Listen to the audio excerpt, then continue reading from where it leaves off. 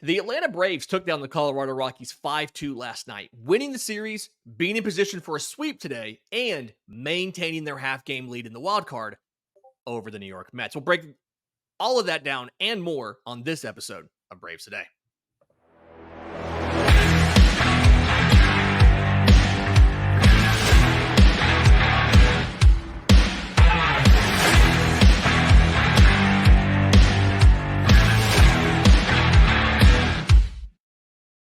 Yes, welcome on into Braves Today, your home for news, notes, updates on your Atlanta Braves. I'm Lindsay Crosby. You can find me on Twitter at Crosby Baseball. He's Christian Rauh. You can find him on Twitter at Christian S. Rauh. And then obviously, all of our written work, bravestoday.com, the Braves Today Substack. Christian, last night, 5-2 victory over the Colorado Rockies. A lot to get to in this game. Whether it's Charlie Morton doing some different stuff, the streak maintaining, what the bullpen did, Jarred Kelenic's performance. But let's start with Charlie Morton. He did some different stuff last night. I talked on yesterday's show about Chris Sale's velocity being a little funny and him dialing it, changing things up a little bit while he tried to figure out the control of the four-seam fastball. We saw Morton also do some different things yesterday. He's a curveball dominant guy, right? 42% of the time he's throwing that curveball, four seamers like 28, under 30%, and then around 10% with the changeup and the sinker both. Well, like last night, it's a good outing. It's not terribly efficient, but it's a good outing, right? Only 2 extra base hits, only the 2 runs in 5 innings for Morton, but he was fastball heavy. He threw fastballs half of the time. Most of it was the four-seamer. Some of it was the sinker. And then it was just something where it was obvious to me that Colorado knew that Charlie Morton's going to throw a fastball or a curveball, and they're going to try to hit it. They swung it over half of the ones they saw, despite the fact that a lot of his aren't even in the zone.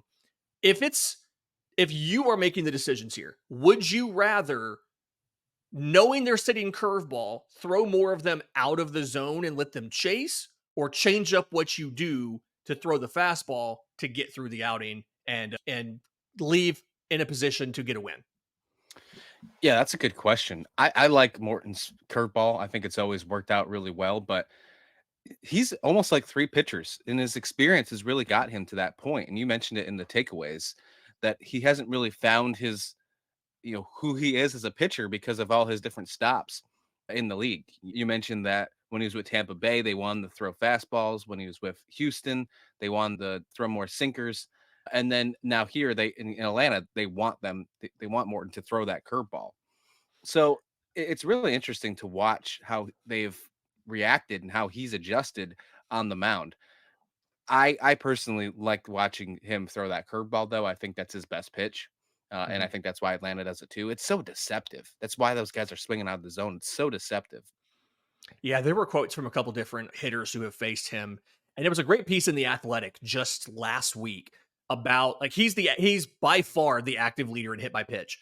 It's because of that curveball going to lefties. But a lot of the quotes were that curveball has the absolute best tunnel with the fastball of any pitch in baseball, right? Most curveballs, you can see the little bit of a hump in the ball flight when it comes out of the hand. It's coming out. It looks a little bit higher than the fastball because it goes up before it comes back down. And Charlie Morton is a perfect tunnel. And so that's why you see so many dudes swinging a ball that hits them in the back foot. And it's because it looks like the fastball until it's halfway to the plate and it starts to drop. But I like the fact that he was willing to adjust. And talking to him, I talked to him in spring training. I talked to him a few times at the ballpark after outings this year. He is remarkably candid and introspective about the art of pitching, about who he is as a pitcher. And I alluded to it in takeaways, like you said. He admits he doesn't really know who he is as a pitcher because he's always been on teams that dictated different things as to what they wanted him to do. And I think because of that, because he's done all these different things, he's able to make adjustments like last night where he goes fastball heavy for him. 50% is fastball heavy for him. And he wasn't terribly efficient. It took him 100 pitches to get through 5 innings, but the bullpen could handle that. So I like seeing that even a 40-year-old pitcher who has this one weapon that is one of the best in baseball, like that curveball is one of the highest spin rates in baseball, one of the more dangerous pitches, one of the best performing individual pitches in baseball. Even a guy like that can change up what he does depending on the situation, the team he's facing, things like that. And that makes me feel good about when you get to the postseason, you have more options, I think, than you've had in any of the previous 3 years as far as what to do on the mound in a 5-game series.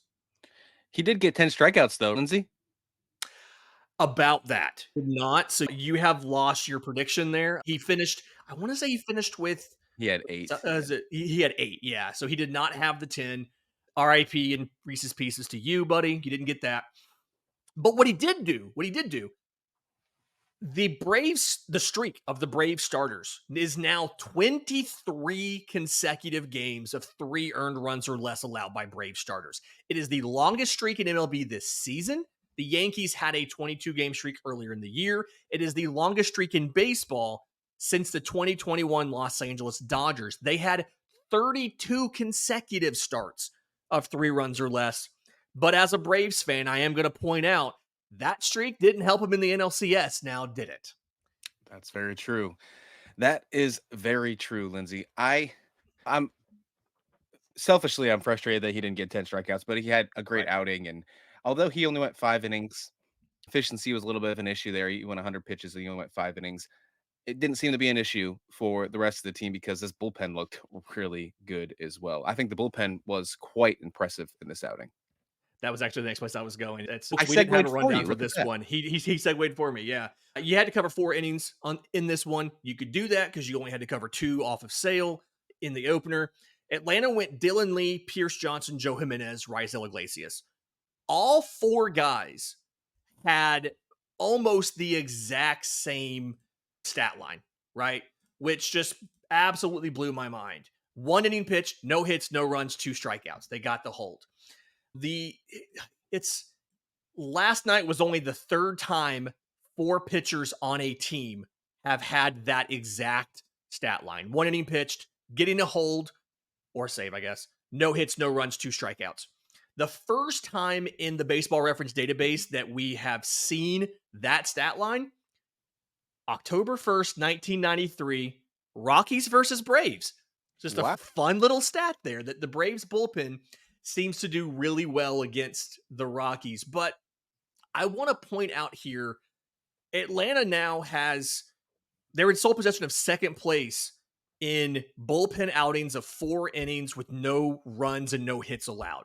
They have the only team that's done that more than them is the Cleveland Guardians. But Raisel Iglesias, we've talked about him a ton, got his 30th save of the season last night. His ERA is now 1.24, which is just absurd. But his streak of outings without an earned run is now 27 games, covering 31 and a third innings with a whip of .6. So he averages a runner allowed in just about every other inning pitched. It is the best whip in baseball for a reliever with 50 or more appearances, ahead of Emmanuel Clase of the Cleveland Guardians, .67. Here's my question. You need a reliever to get you 3 outs in a 1-run game, game 7 of the World Series. Are you going Raisel Iglesias? Or are you going Emmanuel Clase? Oh man, I'm going with our guy. I think that absolutely has to happen, and I'm going to even go one up on you. I think I'm going to take this entire bullpen compared to Cleveland's bullpen, even though Cleveland's bullpen has been better numbers all season long, especially the back two. Because I was so impressed, and I even sent you a message after the 8th inning with Joe Jimenez. I thought Joe Jimenez had an outstanding outing. Lindsay, he strikes out Brenton Doyle, strikes out Ryan McMahon, and then has a ground out to Brendan Rodgers, which was almost a strikeout as well. He almost got it. So he almost had 3 straight strikeouts. I was really impressed by Jimenez as well in this one. So you give me Jimenez and Iglesias over anyone else in baseball right now as my setup and closer. I'll do you one better, and I'll say you throw Pierce Johnson in there as well. That's something that 1 through 3, and the Braves media staff had a great stat for us in the game notes a couple weeks ago. They haven't updated it since, and I'm curious to see if it's in there today. But the trio of Pierce Johnson, Joe Jimenez, and Raisel Iglesias pitching in the 7th, the 8th, and the 9th innings, which that's their usual order, and that's what they did last night. They lead baseball in those situations, in those 3 innings with those 3 guys. No team in baseball has a better winning percentage than Atlanta. Atlanta's never lost a game where those 3 guys have pitched with a lead in the 7th, the 8th, and the 9th. And the overall associated stats with that, I believe I'm waiting for Braves comm staff to update this. I believe they have 9 or 10 games where they've all gone scoreless in those outings, right? Absolutely wild. But to your point on Jimenez, I threw that out in the back of the takeaways and the bullpen mention. His last 5 innings, 2 hits, 2 walks, 11 strikeouts. Wow. Of the 15 outs he has recorded in his last 5 innings, 11 of them he's punched tickets, which is just absurd. And I think, yeah, while the raw stuff wise, I like Emmanuel Clase. His average fastball velo is 100.2 miles an hour. He throws a 100-mile-an-hour cutter, which feels like it should be illegal. While he does that, I do think as a whole, I'm taking the Braves bullpen over probably anybody in baseball right now, maybe with the exception of the San Diego Padres. Just given just the studs, and they gave up a lot to go out and get those guys at the deadline. So outside of maybe that, I think I'm taking the Braves bullpen in just about every situation. But in just a minute, let's break down some of the position player stuff that happened here. Jarred Kelenic had a big home run. Whit Merrifield didn't play. We'll discuss all that and more coming up next on Braves Today. Welcome back to Braves Today. I'm Lindsay Crosby. He's Christian Rauh. And talking about last night's win, Colorado Rockies, Braves won the series with their 5-2 victory. The margin was set in the first inning. It was a 4-run inning. Atlanta got 1 run in, and then they had 2 on for Jarred Kelenic, who proceeded to do this. Jarred Kelenic turns on this, and that is headed for the chop house. A reservation for 3 for Mr. Kelenic. 4-0. To the Braves for that clip there. And here's the thing about Jarred Kelenic, okay? It's been a weird year. You took on over $10 million in bad contracts to get Jarred Kelenic from the Seattle Mariners. Made a bunch of moves to try to move some of that money, and you moved a lot of it, but not all of it. And the goal going into the year felt like it was going to be, let's stick him in left field. Let's stick him in the bottom of the lineup. No expectations. We've got studs who can carry this offense, right? We've got Ronald Acuna Jr. We've got Austin Riley. We've got Ozzie Albies. All of these studs who are going to rake. He just has to hold his own down there, play some decent defense, and get comfortable again. That's not what happened. He went into an everyday role when Ronald Acuna Jr. got hurt in May. Just a couple weeks later, he went to center field and leadoff when Michael Harris II got hurt. And it's been a tale of 2 seasons for Kelenic. When he got into that leadoff spot, first 3 weeks at leadoff, 298, 6 homers. After that, a span of 29 games from July 10th to August 14th, they played more than 29. He only got in 29 games. He batted 134 with a 504 OPS. Ramon Laureano and Eli White both made starts in center field in that final week before Harris got back. But then last night, first start since September 1st, got the home run, first home run since August 7th. I said all of that set up to say this. What is Jarred Kelenic's role in 2025 on this roster? Yeah, I think right now you'd have to assume that his role is like what it is at this moment. When you have Acuna Jr. come back, you have Harris be completely healthy, and I think he's going to be a platoon guy like he was expected to be. Now, he might play a little bit more than he is as of late because right now, this was his first complete game that he played since August 26th, only his third since August 21st in last night's game. I expect him to be in the lineup today as well because why would you take out a bat that just hit a 3-run home run against the Rockies? So I would expect him to be in the we'll see, but I expect him to be in the lineup again today. Yeah, I think that you're going to see him go to the exact same role that they assumed was going to be at the beginning of the season. And I think that would be a great thing for the Braves because that means that your rest of the outfield is healthy. You have Acuna, you have Harris, and then you have some sort of platoon role in that other corner outfield with him and possibly Eli White. Maybe they bring Laureano back, something like Oh, that. And Solaire's I still think, here. and Soler, right? I have this weird feeling, and we're making the assumption this doesn't happen. And I'm bad at predictions if you haven't told, but I have this weird feeling that Soler might get moved if someone can take that contract for a piece of pitching. See, I having talked to Alex Anthopoulos in the press conference after the trade deadline, he talked about how long they've been trying to get Jorge Soler back. I know It's Soler has not been good. Outside of that Colorado series, he's barely hit in Atlanta. He's batting 186 in the last month. But Anthopoulos talked about how many times they've tried to go out and get him. They tried to get him in 22, tried to trade for him at the deadline. They tried to trade for him in the offseason after 2022. They did not try last year because things were going amazingly, right? But outside of that, they've legitimately tried to get him back a couple different times. I do feel like he's the DH in waiting once Marcell Ozuna's contract is done. He has a club option for next year, which you're going to pick that up. You get a discount on Marcell Ozuna for next year. right. But I think what ends up happening here, Soler hits lefties better than righties. Kelenic hasn't had a ton of success in either one, but he hits righties better than lefties this year. And so it feels like you're going to start, like you said, have a platoon. Soler may get more starts against righties than maybe you're expecting. Kelenic's going to play plenty because of defensive replacements, things like that, as well as you're probably going to be trying to manage the workload of Ronald Acuna Jr. as he comes back from that ACL tear. This one happened earlier in the season than the last one did. Ronald may or may not miss time to start the season.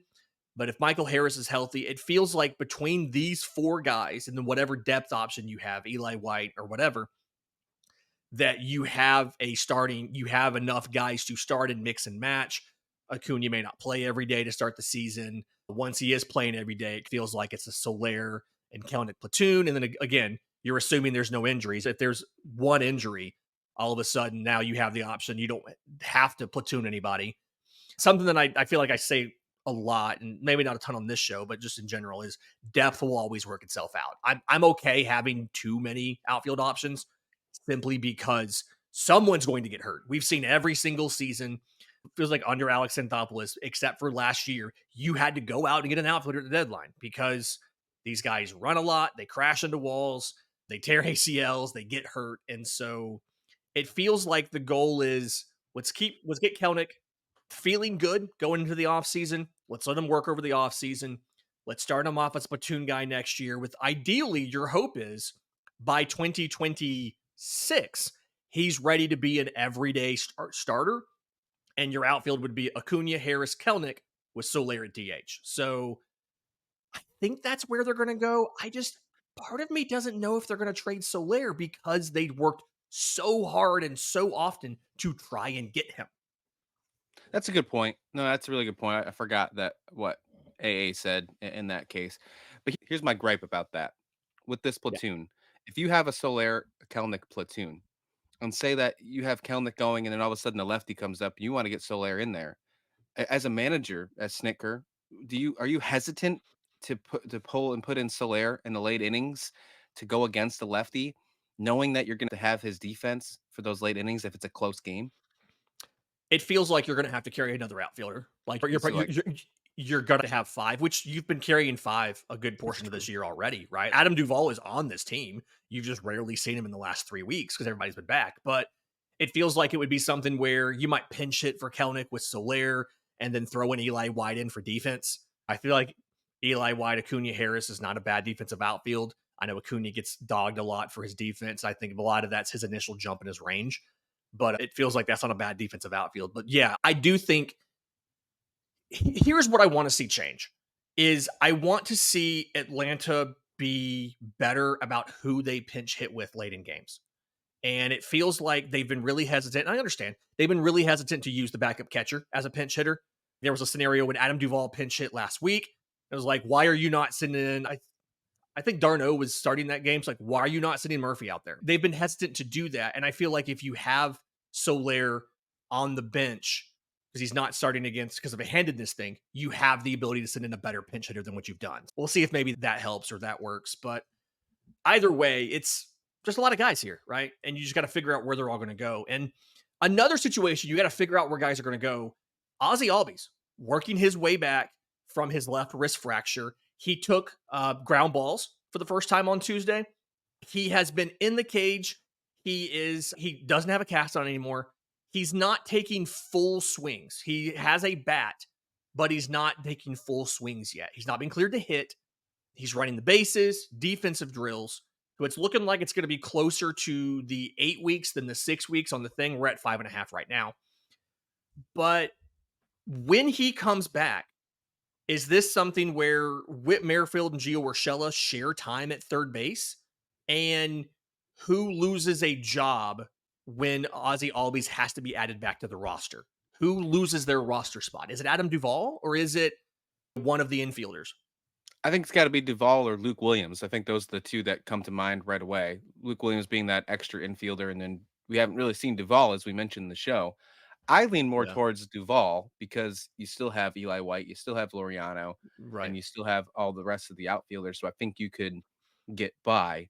So I lean towards Duvall because I think Luke Williams is an asset, even if you don't put him on the plate, just having him run the bases. I mean, I think that's a huge asset in the postseason. But yeah, looking at what happens at third base, Gio Urshela has been very good at third base. We saw another great catch yesterday. Yeah, defensively, I should say. So in my mind, I think when Ozzie comes back, I think Whit Merrifield moves to the bench. He becomes a piece that comes off the bench, helps you with better pinch hit choices, as we just mentioned. And I think you can either put him at second or third. You're hardly going to take Ozzie out. So I think that would be a case that'd be more at 30. I think you're right. Yeah, see, I think it might end up being more of a timeshare thing at third base between Urshela and Merrifield. Here's the thing about getting rid of Luke Williams, though. You don't have a backup shortstop if you do that. Merrifield's never played short. In his professional career, he's never played short. Urshela has played short in his career, but I believe the last time he got eight starts there for the Angels last year, but only finished 5 of those games. He had a fielding percentage that wasn't necessarily great. I don't feel like you really trust Urshela to be your shortstop if something happens. It feels like Luke Williams is safe because he can play infield, outfield. He can play short as well, which again, not many of these guys do. I think they end up, and this is what's tough, right? Merrifield's batting pretty well for the most part. He gets on base, he steals bases. Urshela's batting 298 over 50 at bats. It's not a huge sample size, but it's a lot better than his 243 in Detroit. I'm really curious about what happens here. And I worry that their move is going to be to send Eli White back to Gwinnett again and keep Duvall just to have the depth in the organization versus going ahead and letting Adam Duvall go right before the postseason and installing Eli White as that last outfielder, that defensive replacement, one of your 2 pinch runners, although he doesn't have a ton of stolen bases. Luke Williams does more of that. But either way, it'll be a really interesting thing to figure out here for the last week and a half of the season. I think we're too deep in the season to worry about that type of depth in my mind because I Right. don't think Duvall is going to be returning next season. I think we are pretty safe on that one. So I think if they decide to pull the trigger on that and let Duvall walk before the postseason, I think keeping Eli White up is way more crucial. And just like Luke Williams, great on the base pass. He's a way better defender. So I would rather have him up personally. Yeah. Final update here for as far as injuries are concerned. Whit Merrifield obviously did not start last night. He passed his re-concussion testing from the team on Wednesday. Said he went for a CT scan at a local medical facility on late Tuesday night. He went Tuesday night to do it versus waiting for Wednesday. Said he didn't wake up with the headache that he thought he would have on Wednesday. Did have a welt on the back of his head. Wearing a hat didn't feel great. He said, I'm sure he didn't want to put a helmet on. So he was held out. He may or may not start the finale on Thursday. We just don't know yet. It's likely you probably won't see him I think until the earliest, probably until Friday. Doesn't hurt that Luke Williams has not been bad playing second base these last couple of games. You're in a situation there where you don't necessarily need to rush him back, right? It sounds rude. This is the Rockies. This isn't the Mets. This isn't the Phillies. They've handled the Rockies so far without Merrifield yesterday. They've handled them in this series so far. I don't feel like they're going to necessarily have to make the move, but it's not expected to be a long-term thing. He should not be on the injured list. He should be fine. Tonight's finale, you've got Ronaldo Lopez, 8-4, 202 ERA on the season versus Austin Gomber, 4-10 and a 4.69. Christian, is this the night you finally get your 10 strikeout game? Yes, damn it. I think that's going to happen. I think we're finally going to see 10 strikeouts. Lopez is going to do it. Or maybe I should say no, so he does actually do it, right? No, he won't do it. He won't get 10 strikeouts. He'll get 9. There you go. This is his 23rd start of the season. He has broken double-digit strikeouts once. That was the 3-1 win over Philly on August 20th, his first game back off the IL. Did that in only 5 innings, too. So he averaged two of his 3 outs in every inning was a strikeout there. So that'll be fun. Oh, Merrifield note, completely forgot about this. He did give some updates from that MLB Rules Committee call that Oh. he had on Wednesday morning. Yes, he said he expects there to be some rule in place for the 2025 season about some sort of repercussions for pitchers who hit batters.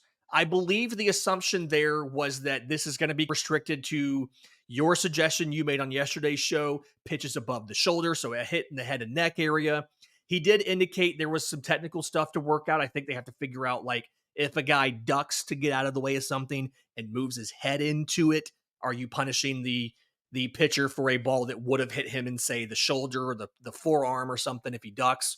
They got to work that stuff out. But good idea or bad idea to automatic. We don't know what it's going to be, what the rule's going to be. I'm going to assume it's an automatic suspension. I don't think they'll decide to give guys 2 bases in that situation. But good idea or bad idea to do an automatic suspension if a dude hits you above the head or neck. Suspension's interesting. I think ejection is the best route to go, but hey, if suspension's the case, that's definitely going to change the way that pitchers pitch. I wonder if the way that he said that, the way that you just let me know how he said it, if there's already an agreement of place to make a movement forward, or if the way he said it was to, set the precedent of saying, okay, this needs to happen. We need to make changes. And because I'm a part of the rules committee, I am going to make sure that happens coming the offseason. So I wonder if there actually is a thing in place moving forward. So I'm excited. I'm excited because I think this is a rule that needs to be changed. Yeah, it's been, I think at this point, you've got to do something. And Merrifield was right on it. And apparently got a lot of feedback from people in baseball, players, pitchers as well, saying, I'm glad you said something about this. I'm glad something's going to get done. All right. Been another great episode of Braves Today. You can follow us on Twitter. I'm on Twitter at Crosby Baseball. Christian's on Twitter, Christian S. Rauh, R-A-U-H. You can find all of our written work, bravestoday.com. If you're on audio, do us a favor, leave us a 5-star review. If you're on YouTube, like the channel, leave a comment down below. Tell your friends about it. We'd love for them to know we're talking Braves just about every single day.